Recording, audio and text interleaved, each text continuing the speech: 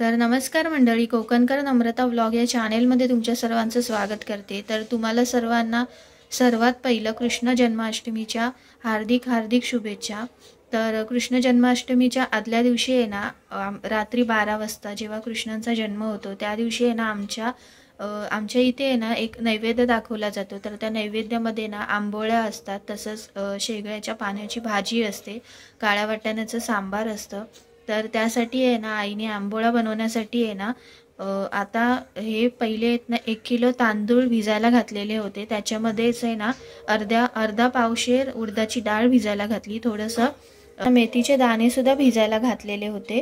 तर आता आपण आहे ना ते रात्री पूर्ण भिजायला घातले हे तिन्ही एकत्रित करून। त्यानंतर आहे ना सकाळी उठून हे सर्व आहे ना मिक्सरला चांगलं वाटून घ्यायचं आणि वाटताना आहे ना अर्धा तास आधी पोहे आहेत ना पाण्यामध्ये भिजायला घालायचे आणि त्यानंतर हे पोहे सुद्धा त्याच्याबरोबर वाटायचे।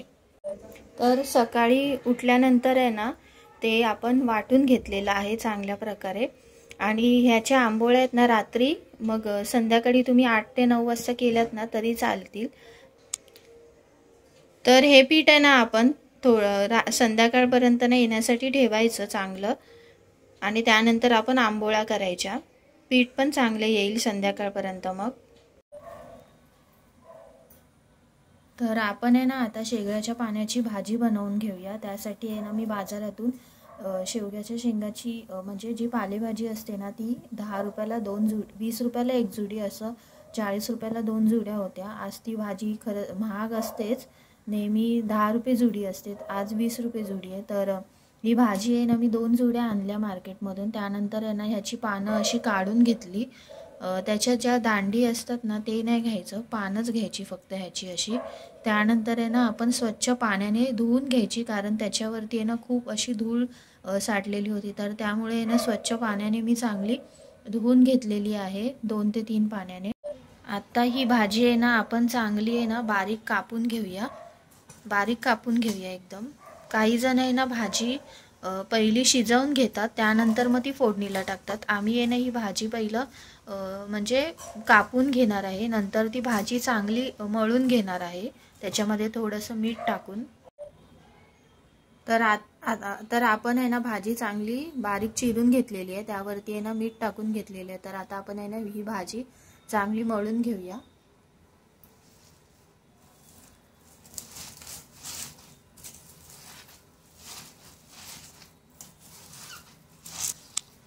या भाजीमध्ये जो आंबटपणा असतो ना तो निघून जाण्यासाठी ही भाजी आपण मळून घेतो। काही जण ही भाजी शिजवून सुद्धा पहिली शिजवून घेतात, त्यानंतर भाजी फोडणीला टाकतात, पण आम्ही ही भाजी अशी बनवतो। तर तुम्ही सुद्धा एकदा ट्राय करून बघा, नक्की तुम्हाला सुद्धा आवडेल। तर आपण आहे ना भाजी अशी चांगली पिळून घेतलेली आहे, त्याच्यामधलं हे जे पाणी आहे ना हे पाणी आपण फेकून द्यायचं, या पाण्याचा वापर नाही करायचा।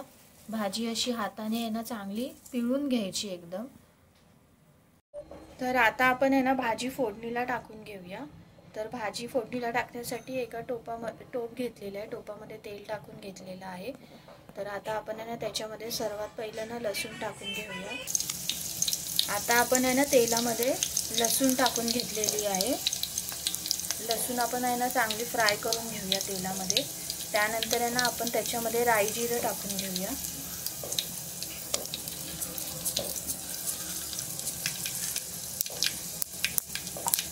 राई जिरं चांगलं तडतडलं ना की त्याच्यामध्ये मग आपण आहे ना कांदा कापून घेऊया।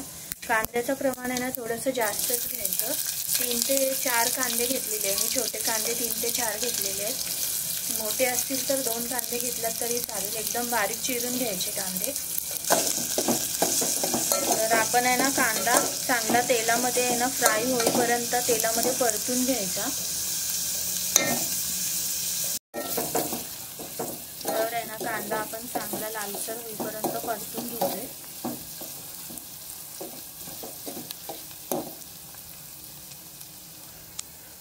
आता आपण आहे ना ह्यामध्ये मिरच्या टाकून घेऊया। थोडीशी भाजी आहे ना ही तिखट केली ना तर खायला सुद्धा खूप छान लागते। तर मिरच्या सुद्धा आहे ना आपण तेलामध्ये चांगल्या फ्राय करून घेऊया। तर आता आपण आहे ना ह्यामध्ये हळद टाकून घेऊया।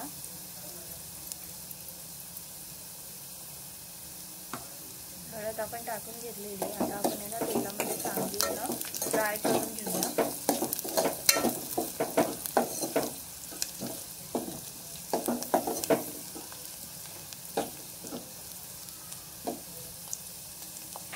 तर बघू शकता तुम्ही कांदा सुद्धा आपला चांगला लालसर भाजून झालेला आहे. तर आता आपण ह्यामध्ये ही भाजी टाकून घेऊया. भाजी आपण ही चांगली मळून एकदम बारीक चिरून घेतलेली होती, ती सुद्धा आपण ही फोडणीला टाकून घेऊया चांगली. आता भाजी चांगली मिक्स करून घेऊया आपण.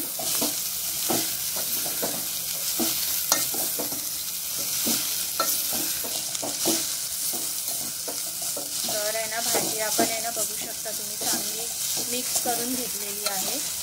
गॅस स्लोच ठेवायचा, जेणेकरून भाजी खाली लागली जाणार नाही. आता आपण ह्या भाजीवरती थोडंसं ताट ठेवायचं आणि ताटामध्ये थोडंसं पाणी ठेवायचं आणि वाफेवरती ही भाजी शिजवून घ्यायची.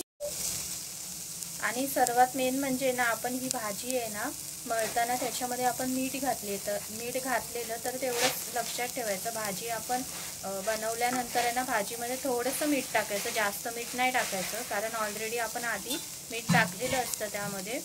तर त्यामुळे तेवढं लक्षात ठेवायचं.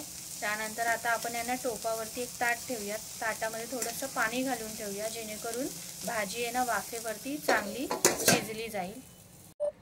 तर बघू शकता तुम्ही पीठ सुद्धा आपलं चांगलं आलेलं आहे. तर आता आपण ह्याच्या आंबोळ्या करून घ्यायच्या आहेत. तर एका बाजूला आपली भाजी शिजते आहे, तर आपण आंबोळ्या सुद्धा बनवून घेऊया.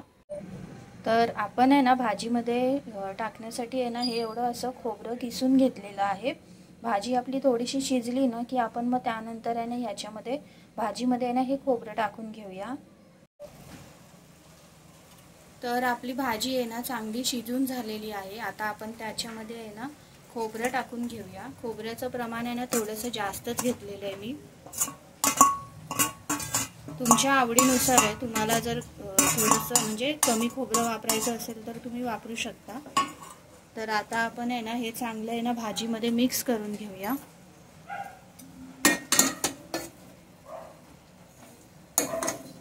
भाजीचा कलर सुद्धा खूप म्हणजे चेंज झालेला आहे.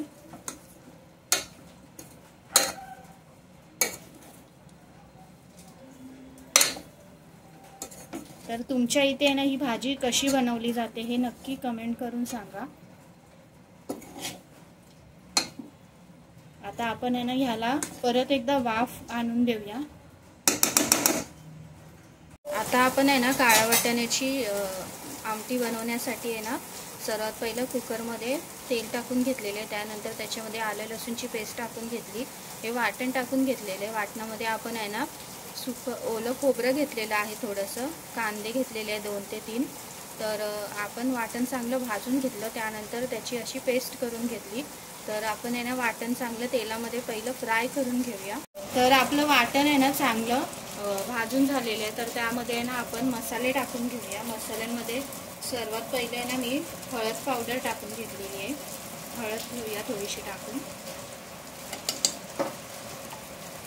त्यानंतर लाल मिरची पावडर टाकलेली आहे, जेणेकरून ह्याला कलर येईल.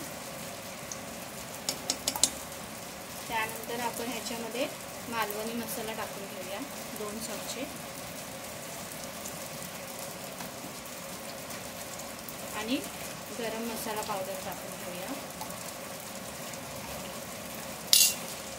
आता आपण हे चांगलं मिक्स करून घेऊया. तर मसाला आणि वाटण चांगलं एकत्र करून घेतलेलं आहे आपण. आता आपण त्याच्यामध्ये हे मी काळे वाटाणे घेतलेले होते आणि त्याच्यामध्ये एक बटाटा बारीक चिरून घेतलेला आहे. तर आपण हे ह्यामध्ये टाकून घेऊया. काळे वाटाणे मी 2 शिट्ट्या करून पहिले घेतलेले कुकरला.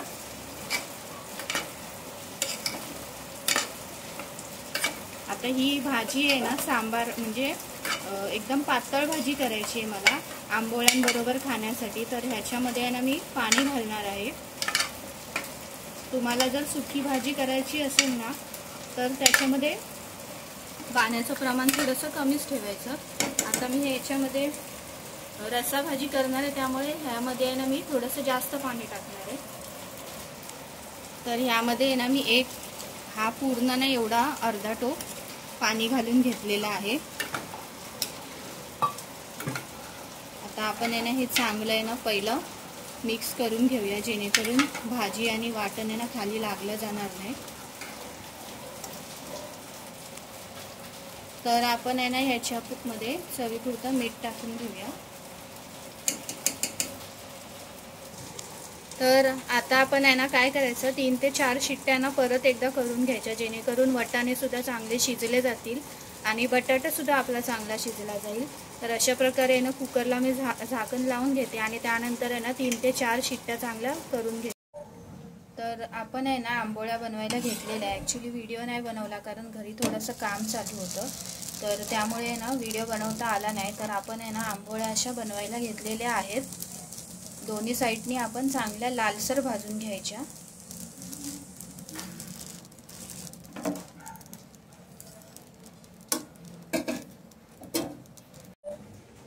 तर अशा प्रकारे ना आपण आंबोळ्या बनवून घेत आहोत, अशा एकदम जाळीदार आणि एकदम अशा सॉफ्ट आंबोळ्या।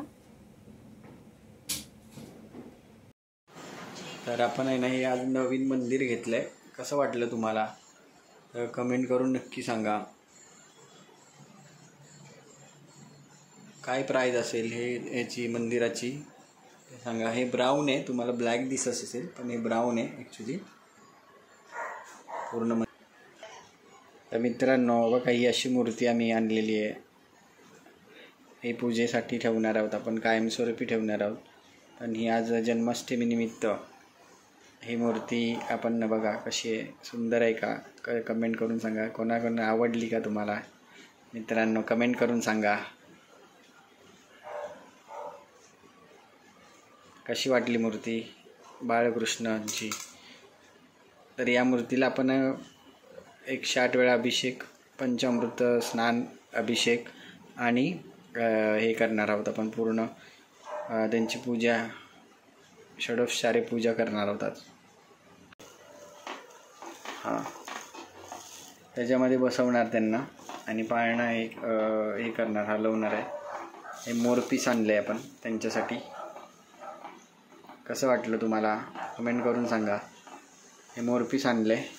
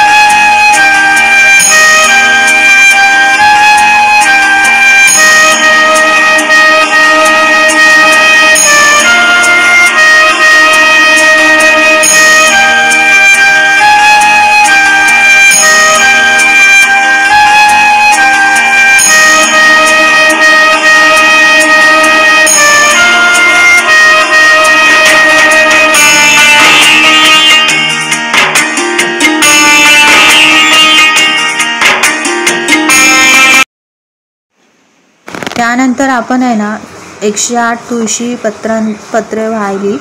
ह्याचा व्हिडिओ बनवता आला नाही कारण पूजा दोघंही मिळून आम्ही करत होतो. कॅमेरा पकडायला कोणी नव्हतं, त्यामुळे ह्याचं व्हिडिओ करता आला नाही आम्हाला. मी हे ना श्रीकृष्णांच्या मूर्तीसाठी आहे ना वस्त्र आणलेलं.